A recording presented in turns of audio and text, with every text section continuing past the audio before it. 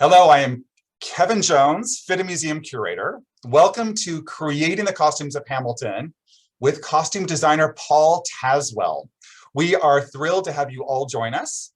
At the end of the evening, we will select a few questions from the audience. So be sure to drop your questions for Paul into the Q&A box at the bottom of your screen and not in the chat. Now it is my pleasure to introduce our esteemed guest. Paul Tazewell has been designing costumes for Broadway, regional theater, film and television, dance and opera productions for close to 30 years. He began his Broadway career with the groundbreaking musical Bring in the Noise, Bring in the Funk, and continued with the productions of Ain't Too Proud, The Color Purple, and A Streetcar Named Desire.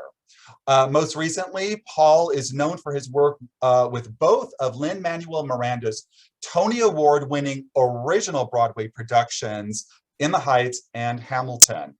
Paul's television and feature film credits include The Immortal Life of Henrietta Lacks, starring Oprah Winfrey, The Wiz, and Jesus Christ Superstar live in concert for NBC, along with Harriet, costumes we had now 2 years ago in our annual Hollywood costume exhibition.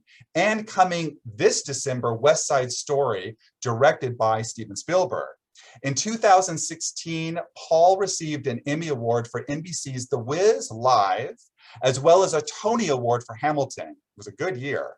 Another notables include the 2 Lucille Lortel Awards, 4 Helen Hayes Awards, a Princess Grace Foundation Fellowship, and the Princess Grace Statue Award. Paul holds an MFA from New York University and a BFA from North Carolina School of the Arts. Ladies and gentlemen, please welcome me in joining Paul Tazewell. Hi, Kevin. How are you? Hello. How are you this evening? I'm great. It's so good to be here with everybody and everybody that follows FIDM. Thank you so much, and thank you for joining us all the way in Brooklyn with me out here in Los Angeles, and Absolutely. Everybody around the world. We have had so much interest in this. We literally have thousands of people joining us this evening, and so we have a lot of questions to get through. And so I'm just going to start, and then we also have a great Q&A at the end, hopefully from our audience members, so they can chime in and ask any of the questions that I don't cover. So I'm just going to start. Please tell us all how you got started in the industry. Oh gosh, it goes all the way back to when I was in high school. That was the beginning of my interest in theater in general, and specifically in costumes. But I've told the story and a huge number of times. I used to want to be a performer. I was going to be a triple threat performer in musicals. And I grew up in Akron, Ohio, and I used to come to New York for school trips and experience being in New York and seeing shows. And then ended up going to North Carolina School of the Arts. I entered there to study costume design. There for 3 years, because my first year was at Pratt Institute studying fashion, and then I went to New York University to School of the Arts, again in costume design, to get my master's. And I graduated in '89 and started working soon after that, largely at the Arena Stage in Washington, D.C., which is one of the major regional theaters. It was probably one of the first regional theaters that established itself by Zelda Fitzhandler. And that was a wonderful place to find my my design voice, I guess. I had the opportunity to design a huge number of productions because I was the resident costume designer there. And worked a lot with a director named Tazewell Thompson, who is an amazing director, and he does a lot of opera. He directs a lot of opera now. But while I was there, I believe that George Wolfe saw my work there and invited me up to the Public Theater, where he was the artistic director.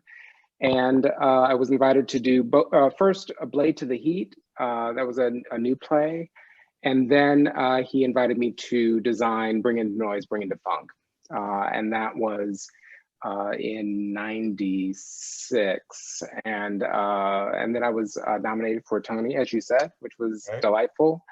But it also set a, it set a tone or a standard that, didn't really revisit for a while. It took me a number of years to then be invited again to design on Broadway.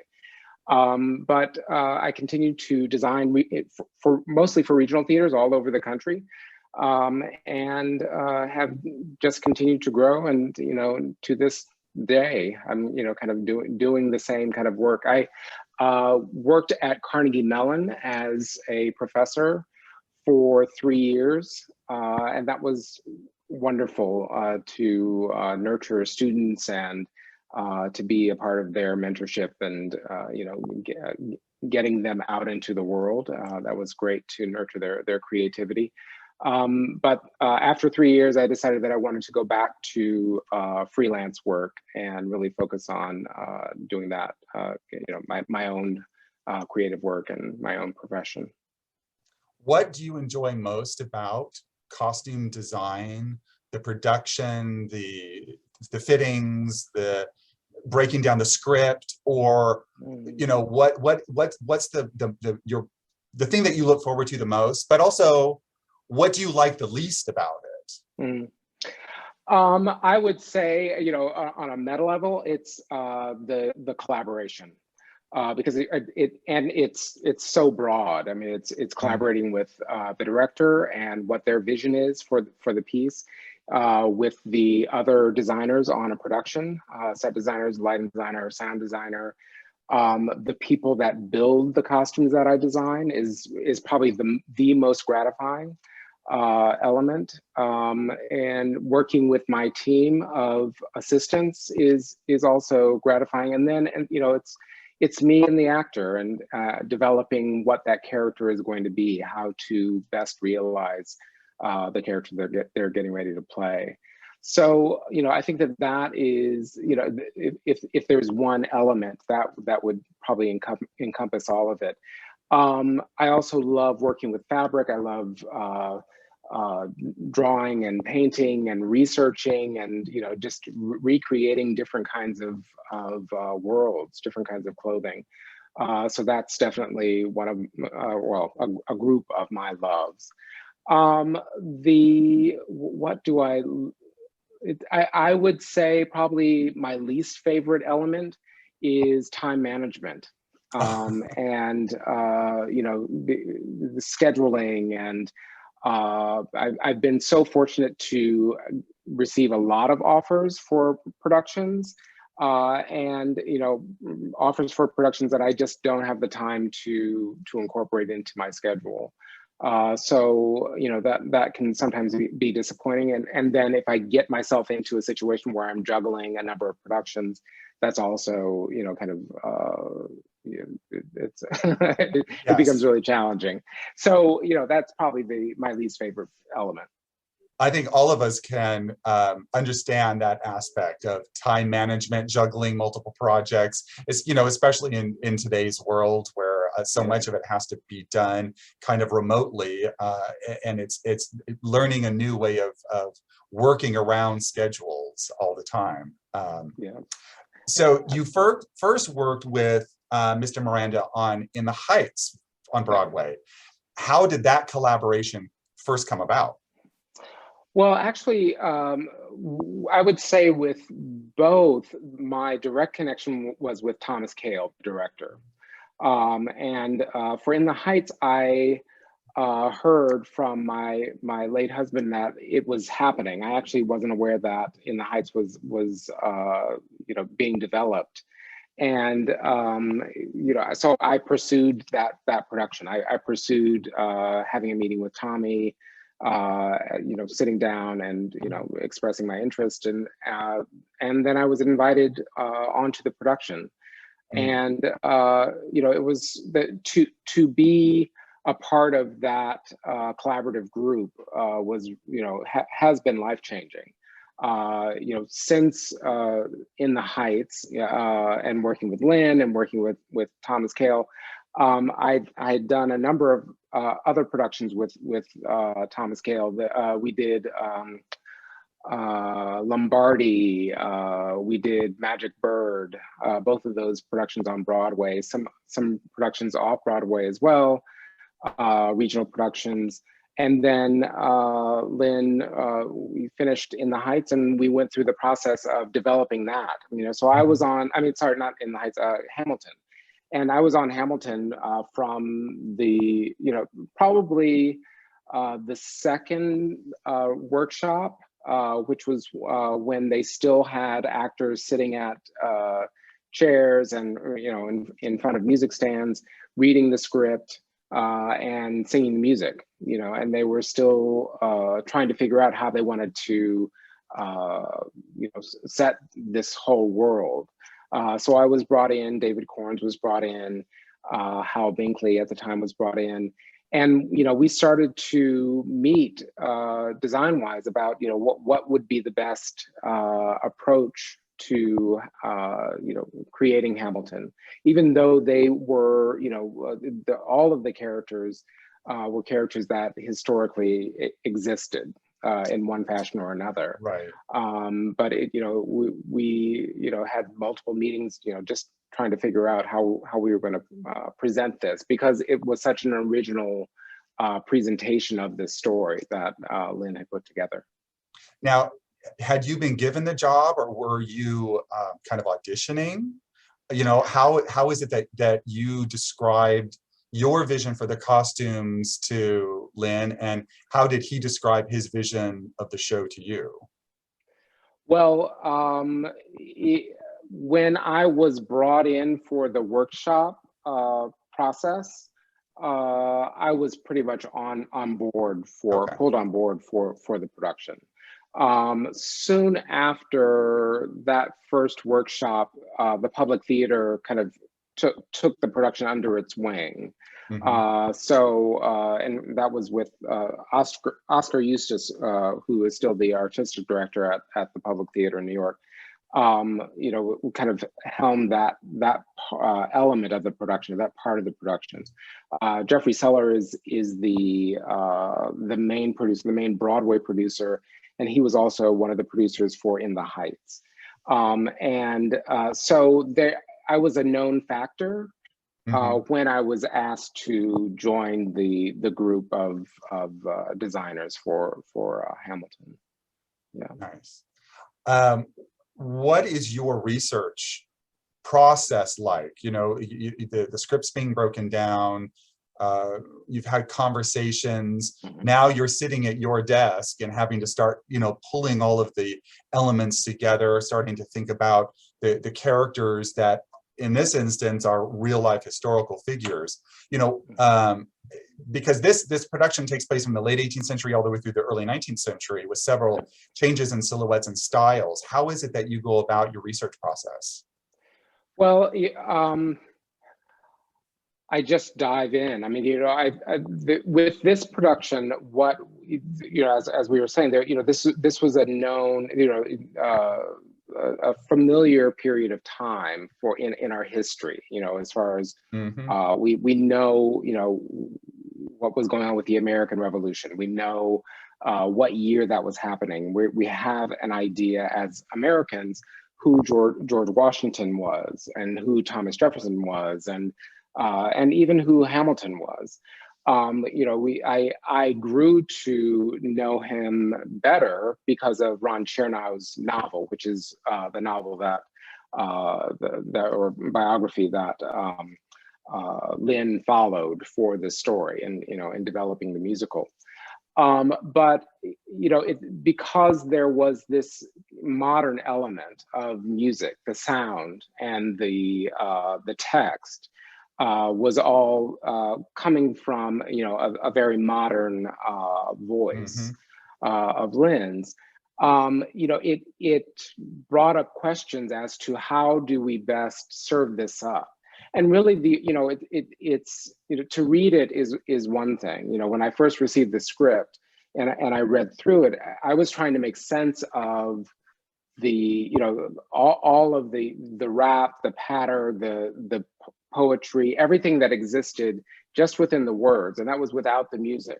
Right. And then to then add the music to it as an element, it still doesn't get you there until you have the actors actually reading it or performing it, even though they're not staged, but performing it in front of you.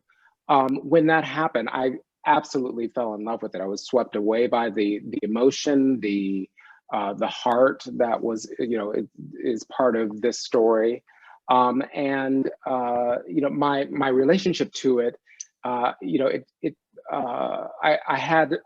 already had respect for Lin and the work that he did and his brilliance, but it was this, overriding, thought that I didn't want to mess this, whatever I was going to do design-wise, I didn't want to mess up how we were going to serve this up. I wanted to make sure that it was smart, that it was to the point and very concise, that there was no extra. It was really about, throwing a lot of ideas out there, putting them all into the bowl, and then being able to edit out what really wasn't pertinent to telling the story. And that was a process that all of us took part in. That was a process that Lin and Tommy and David and how, we all were in there, really making, trying to feel out what is the best choice for telling this story. So I put together, it was a huge notebook of research, of images, both full of 18th century and early 19th century images of actual clothing, of all of the paintings of the forefathers, anything that referenced the 18th century, anything that referenced the American Revolution, all the uniforms that might have existed. And then I, was dipping into, modern fashion designers and their, those that had been influenced by the 18th century. So what their kind of modern lens would be on the 18th century. Having done In the Heights and working with Andy Blankenbuehler and his choreography, I was very familiar with how he was going to use bodies in space, how he was going to move bodies through space, and how athletic they would need to be. And I realized that, they could be in, he could choose to use sneakers and jeans, and that would be the way that he would want for them to move. Because if you're dancing in a pair of sneakers, it's going to, it allows you to move in a certain way, but it also forces you to move in a certain way, as opposed to if you're going to be in a pair of hard-soled shoes. So, I thought, well, we need to figure out how we can get the cast to relate to, if we're going to use the 18th century, how to relate to those clothes in the same way that they would relate to sneakers and jeans and t-shirts. So that there was, it was kind of second nature, that they get up in the morning, they put on these clothes, they put on, shirts that have, long cut, ruffled cuffs with lace on the edge, and that all of these elements feel as part of their normal life as they could possibly be. So that that was later down the road. What we ended up doing after that second workshop, we decided once we were in with the public that we were going to do a staged reading that we would actually dress, that I would costume for the presentation of the workshop.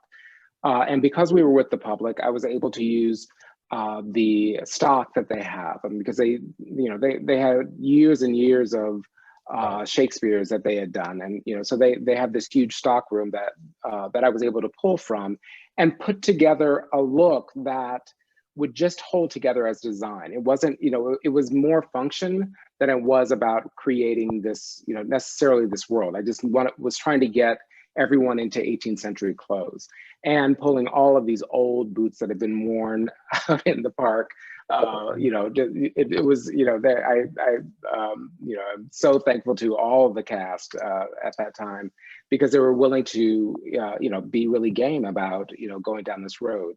So we I think it's dressed them. interesting to hear about that process, and I'd actually never heard of a designer being able to kind of have a tryout with just other costumes as what will work, what could work, what doesn't work, what feels like, if you're living in the 18th century, normal to you, as you mentioned, like jeans and sneakers here. When I'm watching the production, I think it was incredible, because the 18th century in the Regency area was very, very fancy. There was lots and lots and lots of stuff going on with the clothes, but to take it just to that strong silhouette and clear colors and a lot of color blocking, especially with the uniforms. And with so much movement going on with the dancers and with the actors, if it had been too detailed, so much would have gotten lost or blurred away. So I think what you were able to do was just incredible, because you can concentrate on the era because of your strong silhouette, but dive into that music and that story that is being told to you without much distraction. That's spot on. I mean, that's exactly what I was attempting to do, and realize that was the best way to support this story, because I felt like you can establish a silhouette and buy into it as an audience, and then not really think about it anymore, which then allowed for you to just engage with the text, and because there's so much coming at you throughout the evening. So it was important to have it not be about all of the stuff, all of the the treacle that could glom onto an 18th century gown. And I personally love that. I love period detail, but it was an important element to really strip away and just go for the essential.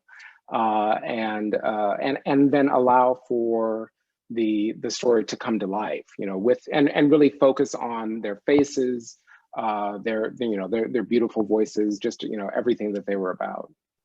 And I love to hear when artists such as yourself look to other artists, and because we all can be influenced and by people who have come before us or people that we're working with, and like you say, the collaborative aspect of teamwork is just, to me, the best also.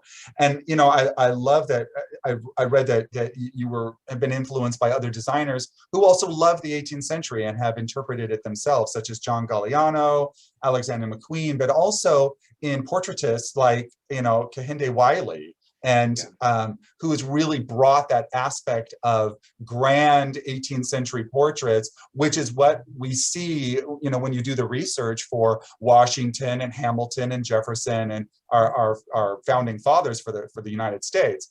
And here he is bringing this tradition in such a grand new way for today's audience. And I just see that being reflected in what you have done for the Hamilton costumes and all of those historical figures. Thanks. We're in this time, through the last year and a half, and before that, but just really pulling forward and pulling into focus how Black faces of color have been reduced or pushed aside. When you think about the 18th century, you think about white faces. You rarely think about Black faces, and there is so much research that is bubbling up to the surface of people of color within the 18th century. They were there. We were there. We were we were a part of the story, and I think that's what Hamilton actually speaks to, is that whether knowing that no, Thomas Jefferson was not a Black man in the 18th century, but there was a black, there were black people in that period dressed in those clothes and living those 18th century lives. Right. And it is a part of the American story, and I think that that's what we were all about. Is that's what Lin was about in telling the story of Hamilton. That it is, this is an American experience, and it also is inclusive of all people. Can you tell us a little bit about your color choices for each of the characters, such as Hamilton and Jefferson and the Schuyler Sisters? How is it that you came about and morphed those colors according to what was going on in the storyline? Sure. It came out of, very organically. Where we start is in this very neutral palette. Everyone is in shades of cream and tan. And it's what we, term now as our parchment look. Mm-hmm. So it became reflective of, and this is, when it was established was actually that first staged reading, but that was done again because of function, because that's what we had a lot of in stock, and that was a way of holding the visual together.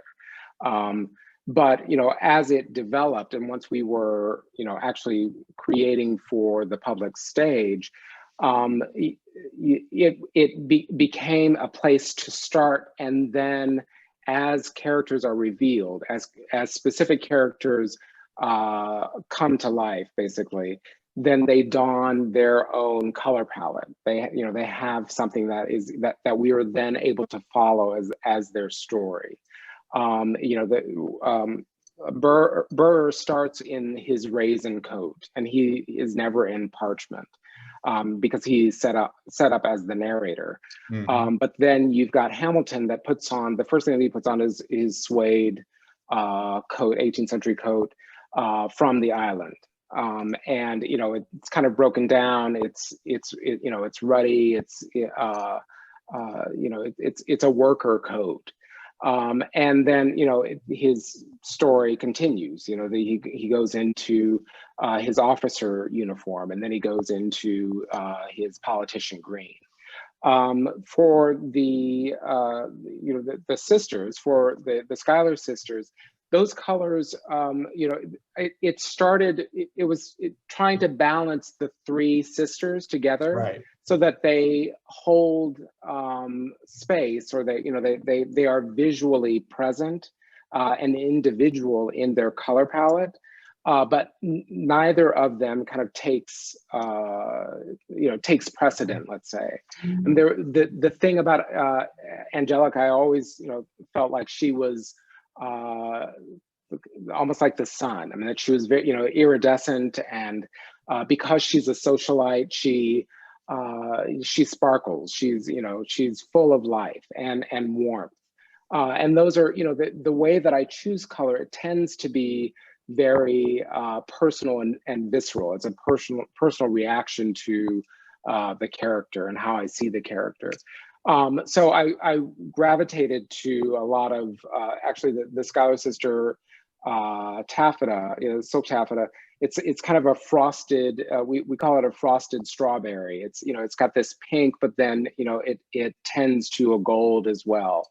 For Eliza, because I knew that she was going to have a lot of scenes with Hamilton, I was keeping her cooler, and there was something that was sobering about that. I mean, that she's very forthright, solid, strong, and intelligent as well, but in a different way than Angelica.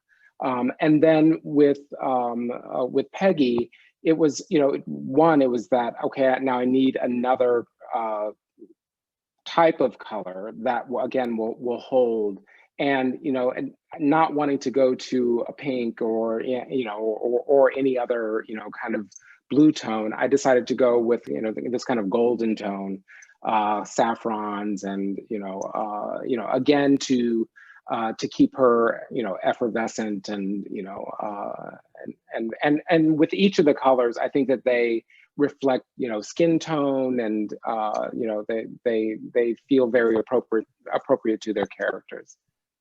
They just seem like the three graces to me as I watch them, you know, dance throughout the whole of the show. It's just amazing because they, even though they get separated out, you know, they still feel like this cohesive unit.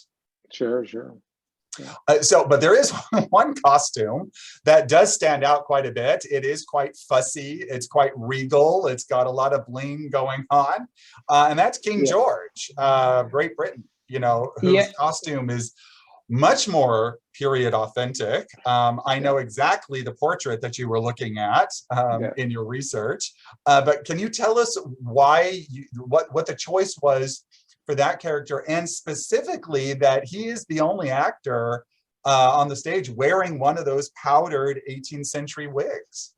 Yeah, it was very important. I mean, when you think about Hamilton, you think about Eliza, Angelica, Thomas Jefferson. I mean, these were young upstarts. You know, they were revolutionaries. You know, youthful, full of vim and vigor, and taking over their colonies. You know, and so you know, I think that it was important to then create contrast with their oppressor, you know, and with King George, he's completely, you know, he's heavily laden in the ermine and, you know, the big velvet cape and all of the trim, and, you know, having everything, the crown. I mean, the original crown, it was hugely, you know, weighted because it was actually metal. Now we are able to use a combination of products, but it, you know, overall, it's to give this sense of being stuck in history, and you know, and not wanting to give up, you know. So that was, you know, really the main drive behind his character. It's great. And he just stands out because he just comes on stage and you're like, oh, here's the king again, you know, to lecture us. It's fantastic. It's just so great. You mentioned this a little earlier, and I'd love for you to be able to elaborate a little. And I love that idea of parchment being used. It's kind of like the blank slate of our country, and these guys, the Schuyler Sisters, they're really writing this new world on this blank parchment. And you know that you created this kind of the nude corsetry and breeches and riding boots for the Hamilton dancers. Can you elaborate a little bit more on that? Certainly. I mean, it did go back to, you know, that I was talking about the idea of sneakers and jeans and t-shirts, you know, and trying to, you know, once we made the decision that it was best to go after an 18th century silhouette, overall an 18th century silhouette, we did want for the company to feel still modern. I mean, we wanted for it to still feel like it was a modern expression. And so I thought, okay, well, I'm going to take elements of 18th century clothing and put it together in a way that feels more modern, you know. So with and also it needed to function in a way that they could move in the athletic way that Andy was asking for them to move. You know, the boots, the riding boots or soldiers' boots were a given because all the men were going to play soldiers, and all of the women were going to play soldiers. The riding breeches would, you know, it gave, you know, I could do them in a ponte, I could do them in a stretch where they could move as easily as they, you know, might possibly move. So they were in breeches, and that was an 18th century silhouette. When it came to their torsos, we decided that it was, you know, both sexy and also felt very, you know, a modern take to have them be shirtless, the men, and just have the waistcoats and then stocks to finish out that silhouette. For the women, again, going back to the, you know, how it needed to function. Once the show starts, it's nonstop. It's, you know, Right. and literally nonstop. And, you know, so they're becoming men, they're becoming women, going to the ball. They then, you know, become men again. You know, they needed to have their upper portion be flexible, you know, that it could change. And I decided that I was going to take the corset, which, you know, it has become a very contemporary element, but then render it in a period way. You know, so I was referencing actual 18th century corsets and the detail on those corsets, so that it, you know, we were still looking at something that felt connected to the period, like all of that, the ribbon detail or banding and piping. That's, you know, that's all referencing actual 18th century corsets, but we've, you know, rigged it up in the back so that it can flex and, you know, do everything that it needs to do as they're moving around. I mean, sometimes they actually have them on underneath their waistcoats when they're playing soldiers. So, you know, it definitely needed to move with their body in a way that you wouldn't, you know, normally for an 18th century corset.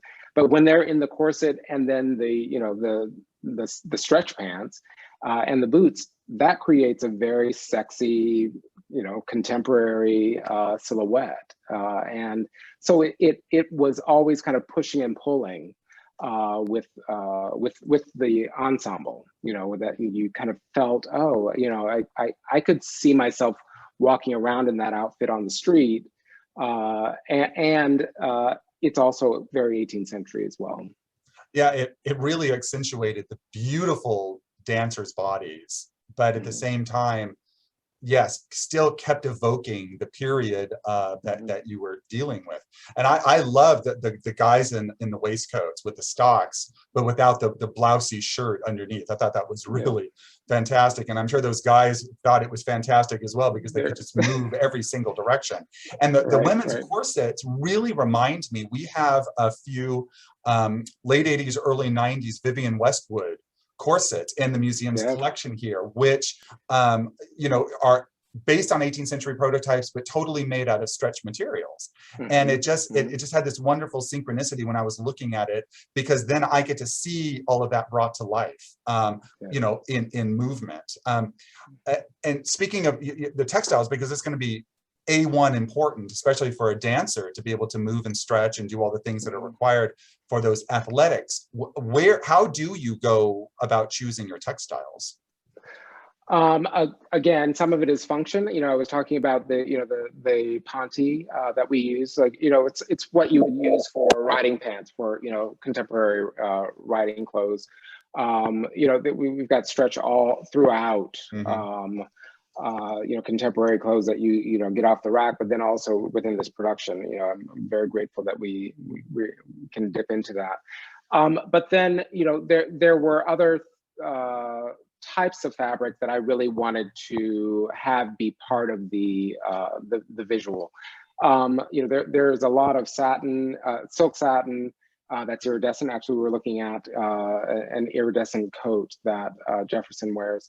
It's shot with green. It used to be shot with, you know, because, you know, you also have to deal with, you know, sometimes the fabric runs out, and you have to re-swatch or, you know, buy other pieces. But originally it was shot with kind of a silver tone.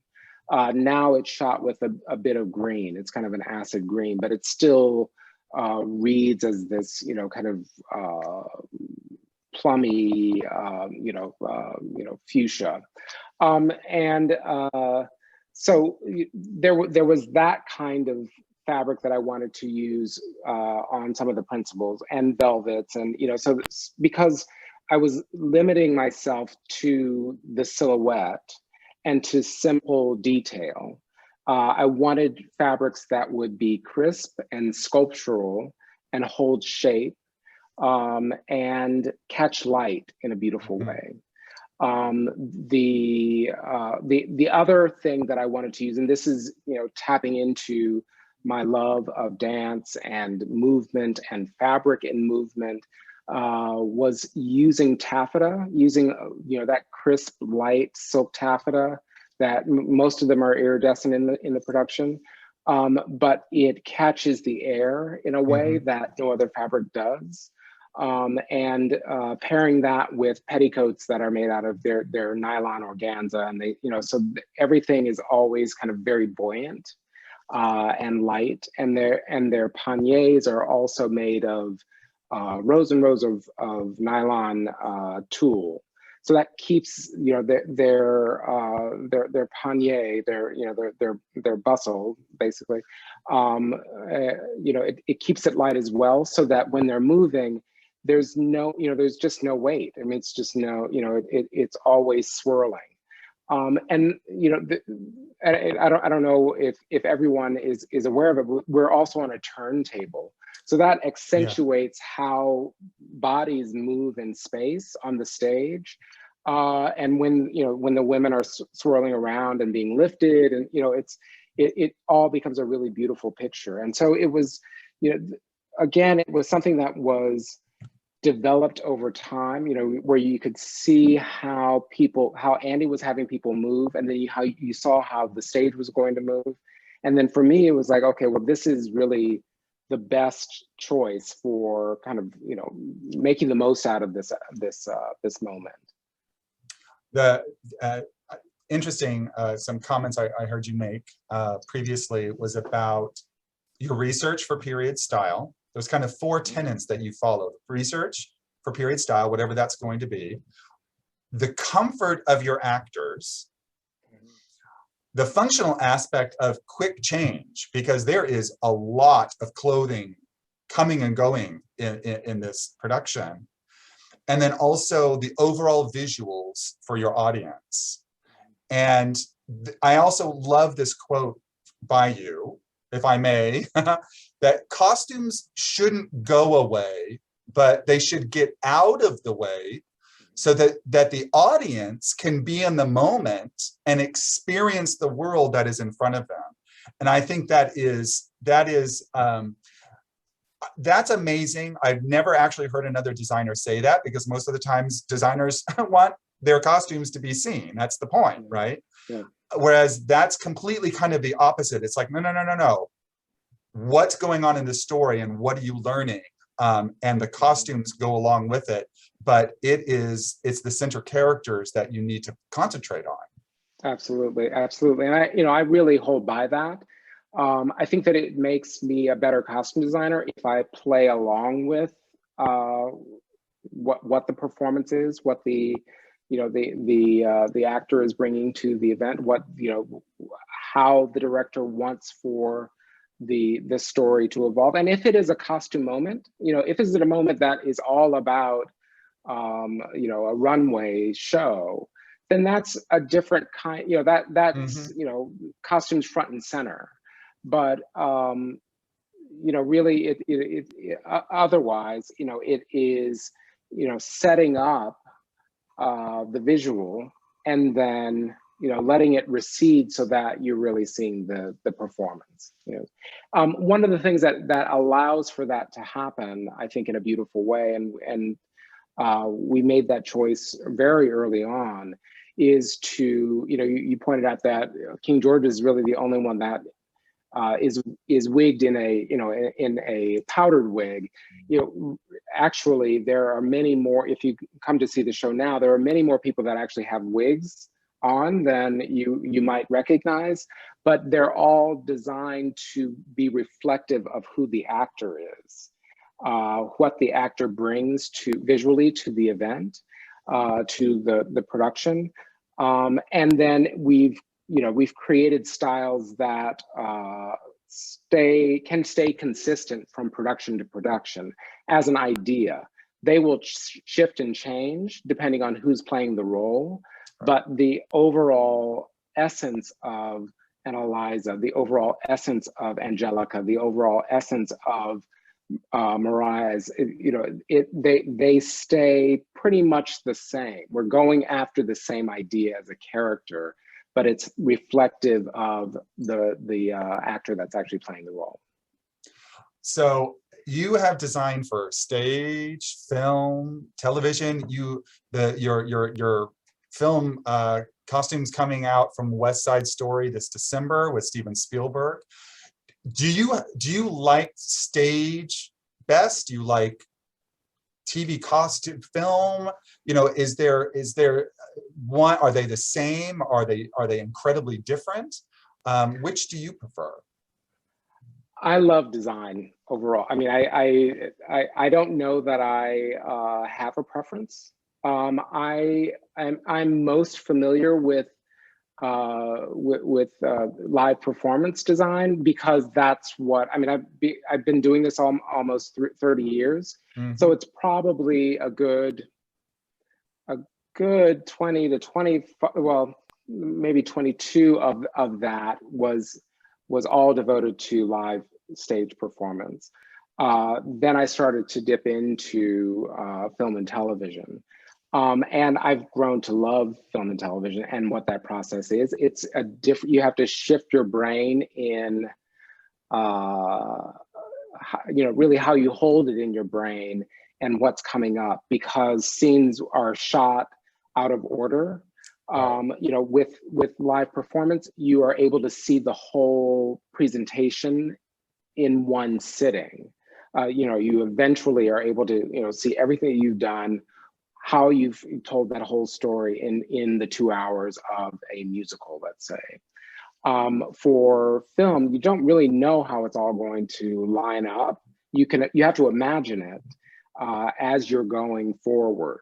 And that's a challenge. I mean, it's tricky.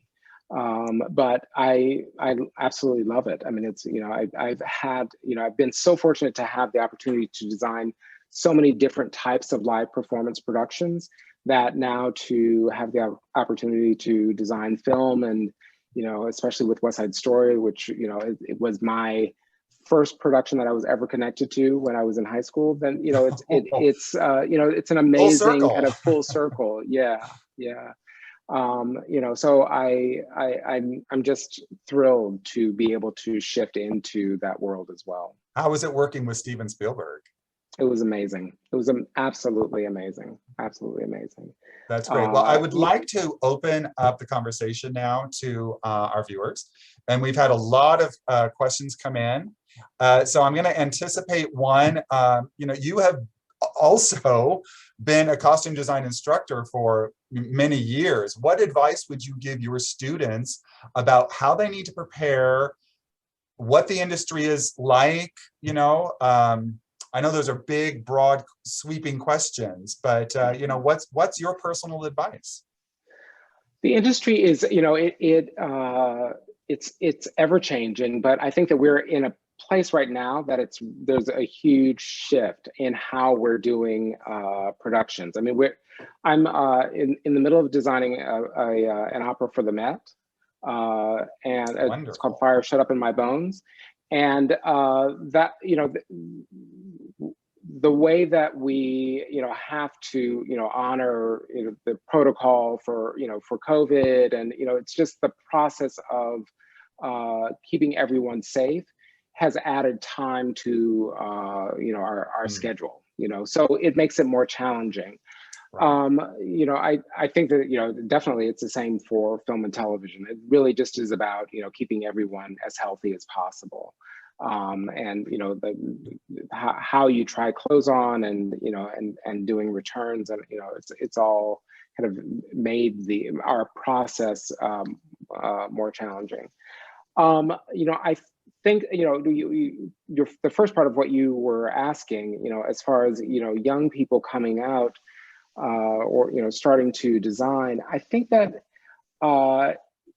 it's developing a passion, some part of it that you're really passionate about, because the profession can be grueling.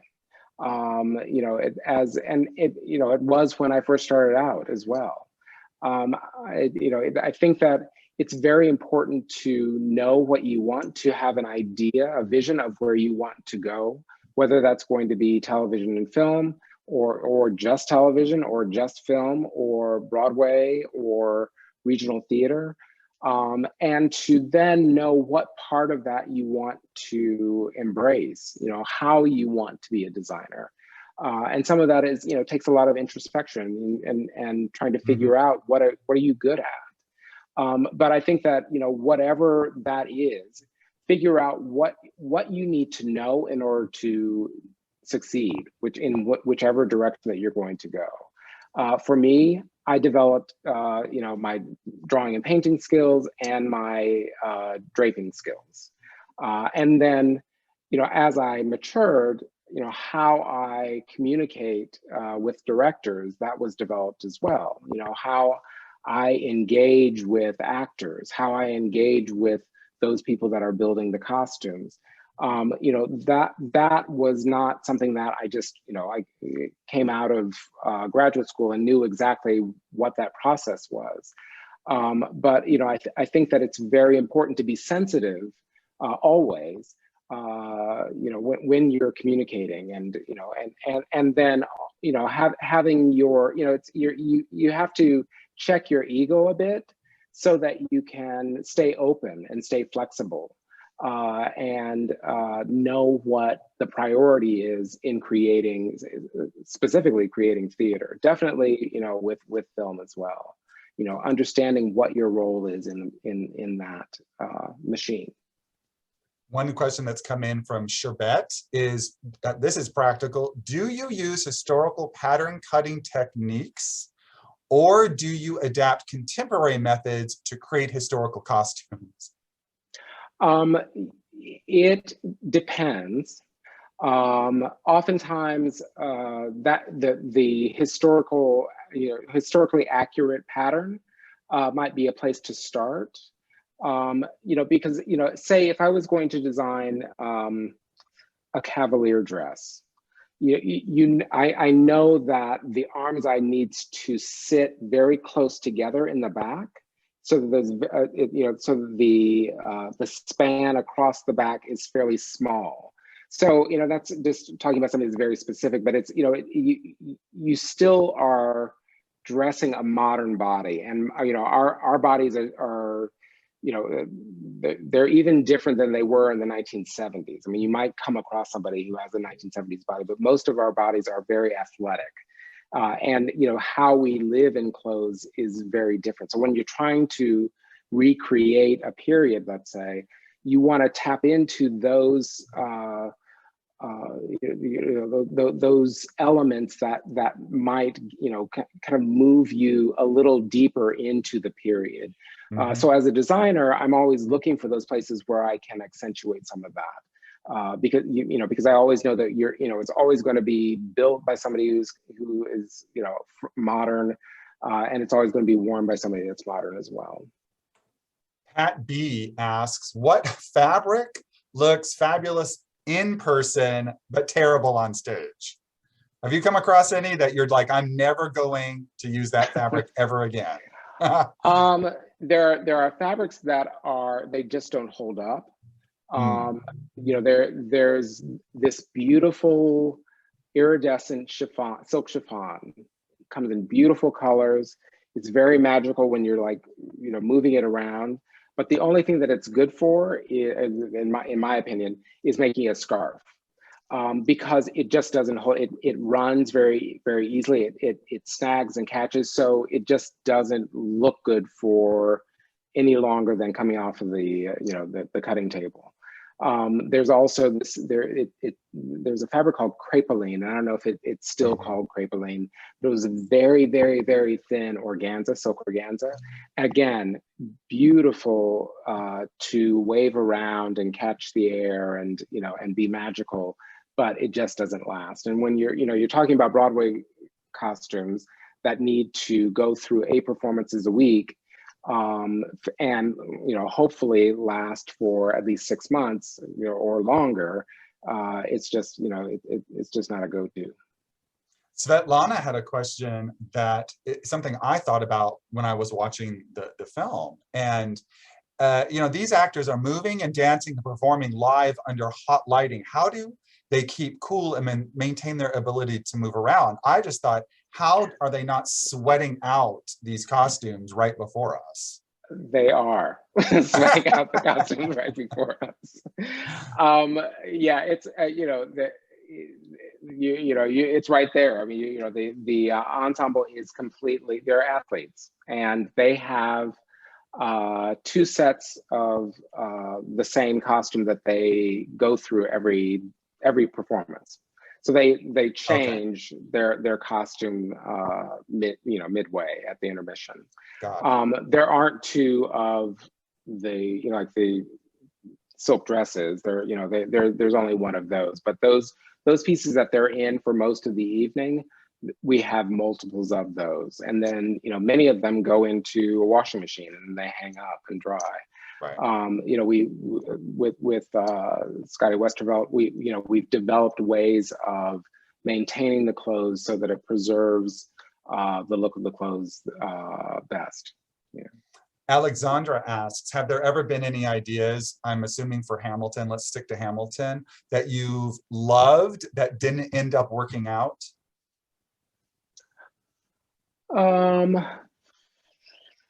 I mean, I tried everything, when we were at the Public, I tried hats, I tried all kinds of 18th century elements that it just wasn't right for this production.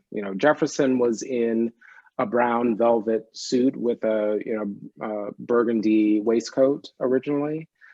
There's a Vogue shoot that was done, and you can see the original costumes of the principals, and we shifted that as an idea.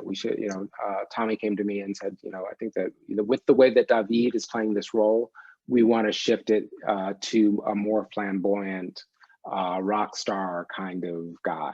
Right. And I think that it made a huge amount of difference in how we respond to Thomas Jefferson. Definitely. So I think that that is another place where you say, okay, well, I'm going to throw this out there because it makes sense to me as a moment, but it might not, it doesn't land, or it doesn't live with the rest of the world that you've created.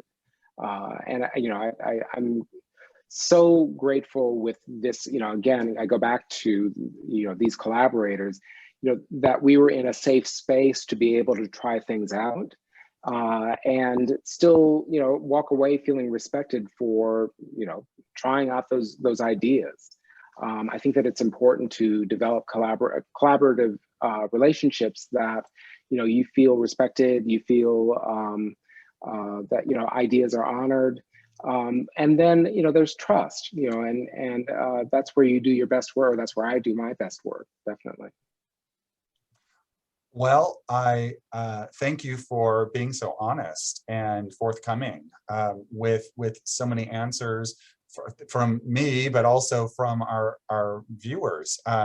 There is one question that I love because it hits where I work, which is the museum field. And this is going to be our last question for the evening. It's from Renee.